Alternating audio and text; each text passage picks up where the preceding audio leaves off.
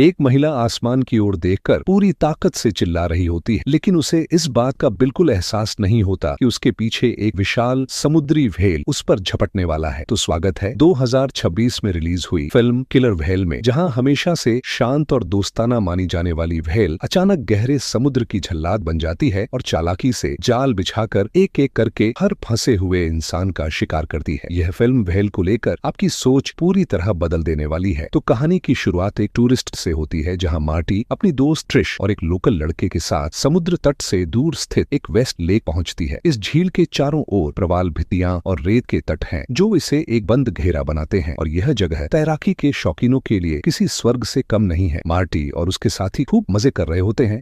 तभी अचानक हादसा हो जाता है। ट्रिश और लड़के की जेट स्की पलट जाती है और मोबाइल भी समुद्र में डूब जाता है। हवा भरे फ्लोट पर लेटी मार्टी को अनहोनी का एहसास होने लगता है। थोड़ी देर बाद ट्रिश और लड़का घबराए हुए पानी से बाहर आते हैं। मार्टी हाथ हिलाकर ट्रिश को फ्लोट पर चढ़ने का इशारा करती है, जबकि लड़का जेट स्की की ओर जाता है। लेकिन अगले ही पल पानी की सतह को चीरती हुई एक व्हेल की पूंछ बाहर निकल आती है और यह देखकर दोनों लड़कियां डर से चीखने लगती हैं और देखते ही देखते वह लड़का एक जोरदार झटके के साथ समुद्र में खींच लिया जाता है। बड़ी मुश्किल से वह फिर से सतह पर आता है और अपना दोनों हाथ बेतहाशा हिलाता है और जैसे ही वह फ्लोट पर चढ़ने वाला होता है, तभी फिर से उसे पानी में खींच लिया जाता है और फिर समुद्र की सतह पर लाल खून फैल जाता है। यह देखकर दोनों लड़कियां कांपने लगती हैं और समझ जाती हैं कि पानी में कोई खूंखार जानवर छिपा है। फिर मार्टी पास की चट्टान पर चढ़ने का सुझाव देती है और दोनों बहुत सावधानी से आगे बढ़ते हैं ताकि उस भयानक जीव का ध्यान न जाए। लेकिन थोड़ी ही देर में एक विशाल व्हेल तैरती हुई आ जाती है। उसके फुहार के साथ खून मिला पानी उनके चेहरे पर पड़ता है और अब वे हत्यारे का असली रूप साफ देख पाती हैं और उनका दिल दहशत से भर जाता है। वे पूरी ताकत से हाथ चलाती हैं, लेकिन जैसे ही चट्टान के पास पहुंचती हैं, फ्लोट उल्टी दिशा में बहने लगता है और यहाँ पता चलता है कि व्हेल ने रस्सी खींच ली होती है। फिर मार्टी चीखते हुए रस्सी को पानी से बाहर खींचती है और अगले ही पल व्हेल अपना सिर बाहर निकाल लेती है। पानी में उठती लहरें और उसके पंख किसी मौत के हंसिए जैसे लगते हैं। मार्टी तुरंत पहचान लेती है कि यह स्थानीय प्रसिद्ध किलर व्हेल है, जो टाइगर व्हेल की तरह ही बेहद बुद्धिमान और शीर्ष शिकारी मानी जाती है। आमतौर पर इंसानों के प्रति दोस्ताना रहती है, लेकिन न जाने क्यों यह व्हेल इंसानों पर हमला कर रही होती है। मार्टी समझ जाती है कि फ्लोट पर रहना मौत को बुलावा देना है और वह ट्रिश को चट्टान तक तैरने के लिए कहती है, लेकिन मार्टी घबरा जाती है और पानी में गिर जाती है। लेकिन सामने घूमती व्हेल को देखकर वह फिर से फ्लोट पर चढ़ जाती है। ट्रिश को एहसास हो जाता है कि अब पीछे हटने का कोई रास्ता नहीं है। वह लगातार पानी पर हाथ मारती है और किसी तरह चट्टान पर चढ़ जाती है और फिर ट्रिश जमीन पर घुटनों के बल बैठकर हांफने लगती है और मार्टी को कोसने की ताकत भी नहीं बचती। मार्टी माफी मांगते हुए अपना बैग उसकी ओर फेंकती है और किसी भी हाल में चट्टान पर चढ़ने की कोशिश करती है। तभी नीचे पानी में व्हेल फिर से रस्सी खींचने लगती है, लेकिन मार्टी ज्यादा नहीं सोचती और छलांग लगाकर समुद्र में कूद जाती है। दूरी ज्यादा नहीं होती और उसकी फ्रेंड हाथ बढ़ाकर उसे पकड़ लेती है। हालांकि मार्टी का पैर समुद्री घोंघे से जख्मी हो जाता है, फिर भी वह डर को दबाकर चट्टान पर चढ़ जाती है। दोनों को कुछ चोटें आती हैं, लेकिन फ्लोट पर बहने से तो बेहतर ही होता है। जख्मों पर हल्की पट्टी बांधने के बाद वे व्हेल के हमले की वजह पर सोचने लगती हैं, क्योंकि इससे पहले कभी जंगली व्हेल द्वारा इंसानों पर हमले की कोई रिपोर्ट नहीं आई थी। मार्टी अंदाजा लगाती है कि शायद यह व्हेल गोल्डन एक्वेरियम से भागी है, वही जगह जिसकी वजह से वे यहाँ छुट्टियां मनाने आई थीं। सुंदर समुद्र और रेत के साथ साथ वहाँ एक मशहूर एक्वेरियम था, जहाँ की स्टार व्हेल 20 साल पहले ही सुपरस्टार बन चुकी थी। मार्टी उसे देखने आई थी, लेकिन अचानक एक्वेरियम बंद कर दिया गया था। असल में उसे नहीं पता था कि जब उस व्हेल के 2 बच्चों को ले जाया गया, तभी से उसका स्वभाव बदल गया था और वह बहुत हिंसक हो गया था और एक दिन उसने एक केयरटेकर पर हमला कर दिया और मैनेजर को डर था कि कहीं और लोगों को व्हेल न मार दे, इसलिए उन्होंने चुपचाप व्हेल को समुद्र में छोड़ दिया। चट्टान पर फंसी मार्टी भी सच्चाई समझ जाती है कि व्हेल ने इस झील को अपना शो एरिया मान लिया है और जो भी इसमें घुसेगा उसे वह मार डालेगी। मार्टी खुद को शांत रखने की कोशिश करती है, लेकिन उससे भी बड़ा डर सामने होता है। चारों ओर समुद्र, न खाना न पानी। अगर व्हेल से बच भी गए तो प्यास और भूख से मर जाएंगे। मार्टी बैग खंगालती है, जिसमें सिर्फ एक च्यूइंग गम और एक लकड़ी का डिब्बा मिलता है। दोनों गम आधा आधा बांट लेती हैं, शायद यही उनकी आखिरी उम्मीद होती है। फ्रेंड एक तरीका सोचती है, प्लास्टिक बैग से भाप इकट्ठा कर पानी बनाना, लेकिन इसके लिए रात में तापमान गिरने का इंतजार करना होगा और फिर धूप में निकलना होगा। लेकिन दोपहर की धूप सबसे ज्यादा मुश्किल होती है। तेज धूप में दोनों में डिहाइड्रेशन के लक्षण दिखने लगते हैं और तभी दूर से इंजन की आवाज आती है। फिर दोनों उठकर चिल्लाने लगती हैं, लेकिन मछली पकड़ने वाली नाव बहुत दूर होती है और आवाज वहां तक नहीं पहुंचती और फिर दोनों को निराशा फिर से घेर लेती है। ट्रिश व्हेल को कोसती है, लेकिन मार्टी बेबसी से सिर हिलाती है। इंसानों ने भी उसे बरसों तक कैद में रखा था, इसीलिए अब वह बदला ले रही है। और जब मैटी अपना सर घुमाती है तभी मार्टी को पानी में कुछ तैरता दिखता है। वह उसी लड़के का कटा हुआ हाथ होता है। दोनों के चेहरे पर उम्मीद की चमक आ जाती है, क्योंकि उसके हाथ में टॉर्च होती है जिससे वे रात में सिग्नल दे सकती हैं। लेकिन आसपास कोई जहाज नहीं आता और पूरी रात बेकार चली जाती है। सुबह तक वे पूरी तरह थक चुकी होती हैं और अच्छी बात यह होती है कि बैग में थोड़ा सा मीठा पानी जमा हो जाता है। दोनों उसे पी लेती हैं। भले ही पानी बहुत कम होती है, लेकिन प्यास कुछ तो बुझती है। एक दिन और एक रात की यातना के बाद वे मदद की उम्मीद छोड़ देती हैं और मार्टी खाने की तलाश में समुद्र की तल में जाने का फैसला करती है। और ट्रिश चट्टान पर बैठकर चारों ओर नजर रखती है और समुद्र शांत लगता है, लेकिन व्हेल नीचे आ चुकी होती है। मार्टी डर से कांप जाती है और पास पड़ा एक समुद्री घोंघा उठाकर किसी तरह चट्टान पर चढ़ जाती है। 30 घंटे से ज्यादा बिना खाना खाए यह घोंघा उनके लिए जीवनदान बन जाता है। उसका खोल बहुत सख्त होता है और आसानी से नहीं टूटता, इसलिए मार्टी बैग से लकड़ी का डिब्बा निकालती है और सोचने लगी कि 1 साल पहले जब वह अपने बॉयफ्रेंड के साथ दुकान पर थी तभी लुटेरों ने हमला किया था और लुटेरों ने उनका सारा पैसा लूट लिया और लुटेरा उसकी गर्दन की चेन भी छीनना चाहता था, लेकिन उसका बॉयफ्रेंड बर्दाश्त नहीं कर पाया क्योंकि वह उसकी दी हुई प्यार की निशानी थी। और हाथापाई में लुटेरे को गोली लगती है और वह जल्दबाजी में दुकान से भाग जाता है और बॉयफ्रेंड उसका पीछा करता है और जमीन से चेन उठाकर लौटता है। और यह देखकर मैटी की आंखों में आंसू आ गए और अगले ही पल उसका एक्सीडेंट हो गया और उसकी जान चली जाती है। और उसकी याद में मार्टी हमेशा उसकी अस्थियां अपने साथ रखती थी, लेकिन इस नाजुक समय में वह इन बातों की परवाह नहीं कर सकती। वह डिब्बे से घोंघा तोड़ देती है और फिर दोनों भूखे जानवरों की तरह घोंघे का मांस खाती हैं, लेकिन डिब्बा टूट जाता है। मार्टी भारी दिल से बॉयफ्रेंड की राख समुद्र में डाल देती है क्योंकि अब उसे अलविदा कहने का वक्त आ चुका होता है। और मार्टी के उदास चेहरे को देखकर ट्रिश अपना सबसे बड़ा राज बताती है कि वह लूटपाट उसी की साजिश था और दोनों ने लूट का माल बांटने की योजना बनाई थी, लेकिन उसे नहीं पता था कि उस दिन मार्टी अचानक दुकान पर आ जाएगी। मार्टी यह सुनकर टूट जाती है और गुस्से में कहती है कि उसकी दोस्त पैसों के लिए उसके बॉयफ्रेंड की हत्या कर दी और उसे लगता है कि उसे यहाँ खड़े रहने का कोई हक नहीं है और उसे मर जाना चाहिए। ये शब्द ट्रिश को झकझोर देते हैं। वह तय करती है कि मरने का इंतजार करने से बेहतर है तैरकर किनारे तक जाने की कोशिश करना। अगर किसी कारणवश वह मर जाए तो यह उसका प्रायश्चित होगा। और मार्टी उसे रोकने की कोशिश करती है, लेकिन ट्रिश पानी में उतर चुकी होती है और दोनों जानती हैं कि व्हेल आसपास ही है और घात लगाकर बैठी है। और जैसे ही ट्रिश पर खतरा आता है, मार्टी जानबूझकर पानी में कूदती है और शोर मचाती है और व्हेल का ध्यान भटक जाता है और ट्रिश किसी तरह रेत तक पहुंच जाती है। और तभी ऊपर से जहाज की आवाज आती है और फिर वह रेत पर मदद का संदेश लिखती है, लेकिन जहाज दूर निकल जाता है। लेकिन अभी भी वह बेताब होकर चीख रही है, लेकिन उसे इस बात का एहसास नहीं है कि किलर व्हेल पहले ही तैरकर उसके पास आ चुकी है। मार्टी को लगा कि उसकी की फ्रेंड मर गई, लेकिन वह आखिरी ताकत से वापस आ जाती है और वहीं दम तोड़ देती है और अब उसे इस स्थिति का अकेले ही सामना करना पड़ रहा है। और रात की ठंडी हवा और बारिश मार्टी को पानी देती है और बिजली चमकने पर वह व्हेल को देखती है जिसकी आंख के पास एक चोट का गहरा निशान होता है और यह इंसानों की क्रूरता का सबूत है। यह सोचते ही मार्टी ने भी सब कुछ दांव पर लगाने का फैसला कर लिया। उसने पूरी ताकत से समुद्र में छलांग लगा दी और फिर उसने गहरी सांस ली और सीधे तैरते हुए समुद्र तट तक पहुंच गई। और फिर उसने देखा कि उसकी सबसे अच्छी दोस्त की सांसें पूरी तरह थम चुकी थीं। उसने अपने गम को दबाया और रेत से उसकी लाश को दफना दिया, लेकिन यहाँ से समुद्र तट अब भी बहुत दूर था। वह अकेले तैरकर वहां तक नहीं पहुंच सकती। तभी उसकी नजर समुद्र में डूबती हुई मोटर बोट पर पड़ी। उसने गहरी सांस ली और तेजी से नीचे गोता लगाया और बड़ी मुश्किल से उसे अपना बैग मिला। उसने जल्दी से मोबाइल निकाला और मदद के लिए कॉल करने की कोशिश की, लेकिन फोन पानी में भीग चुका था और बिल्कुल भी चालू नहीं हो रहा था। जब मार्टी पूरी तरह निराश हो चुकी थी, तभी उस किलर व्हेल का सिर फिर से दिखाई दिया। अब उसके लिए वापस तट तक तैरना नामुमकिन था। उसने एक बार फिर सांस ली और समुद्र में उतर गई। उसने सांस रोककर मोटर बोट के नीचे अपना शरीर छिपा लिया, लेकिन व्हेल अब भी आसपास मंडरा रही थी। वह वहां से जाने का नाम नहीं ले रही थी और बेहद नाजुक पल में उसने जमीन पर पड़ा एक म्यान उठाया और जैसे ही व्हेल पास आई और उसने उस पर हमला कर दिया। फिर उसने देखा कि व्हेल काफी दूर जा चुकी थी, तो उसने पास पड़ी एक लाइफ जैकेट उठा ली और उसे नहीं पता था कि वह समुद्र में कितनी देर तक बहती रही। और आखिरकार किसी ने उसकी दोस्त द्वारा छोड़ा गया मदद का संकेत देख लिया और वह बच गई। लेकिन उसने अपने बॉयफ्रेंड की मौत और अपनी सबसे अच्छी दोस्त से मिला धोखा दोनों झेले थे। इस समय मार्टी पूरी तरह कमजोर हो चुकी। असल में जो महिला वहां फंसी थी उसे भी इंसानों ने ही नेचर से छीनकर कैद किया था और फिर वही नेचर उसके खिलाफ खड़ी हो गई। हालांकि इस फिल्म की कहानी थोड़ी पुरानी लगती है, लेकिन इसका विषय काफी नया है। आमतौर पर आपने समुद्र में शार्क को ही खलनायक के रूप में देखा होगा, लेकिन किसने सोचा था कि ओशन पार्क में मछुआरों द्वारा देखी जाने वाली व्हेल ही हत्यारी बन जाएगी। बस इतना ही आज की कहानी के लिए। अगर आपकी कोई अलग राय है तो कमेंट